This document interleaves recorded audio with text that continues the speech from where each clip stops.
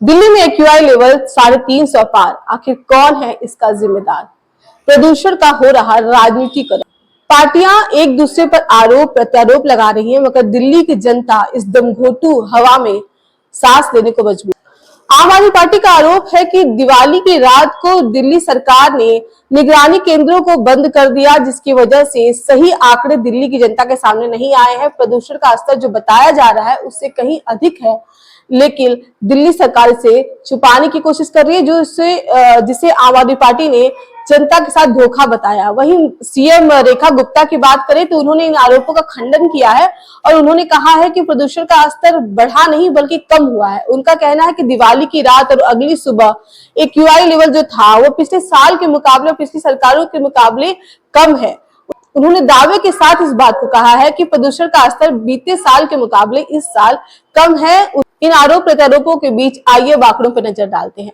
दिवाली की रात दिल्ली का औसत एक्यूआई 346 था, वहीं अगली सुबह तक 350 पहुंच गया।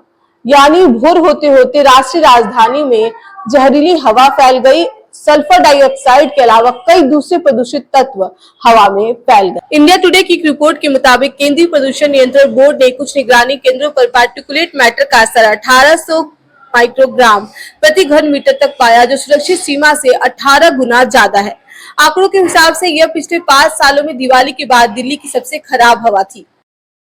22 अक्टूबर यानी आज दिल्ली में औसत एक्यूआई लेवल 346 रहा, वहीं कुछ इलाकों में ये 400 के पार पहुंच। पंजाबी बाग में 441 तो वहीं वजीरपुर में 405 एक्यूआई दर्ज किया गया, जो गंभीर श्रेणी में आता है। इसके अलावा बिहार में 364 और आईटीओ में 360 एक्यूआई लेवल दर्ज किया गया, जो बहुत खराब माना जाता है। दिल्ली में बढ़ते प्रदूषण के स्तर को दिल्ली सरकार कितनी गंभीरता से ले रही है और उस पर क्या कार्रवाई हो रही है, आने वाले दिनों में देखा जाएगा। और इस बात का इंतजार दिल्ली वासी भी कर रहे हैं कि क्या कृत्रिम बारिश करवाई जाती है और दिल्ली को प्रदूषण से राहत दिया जाता है।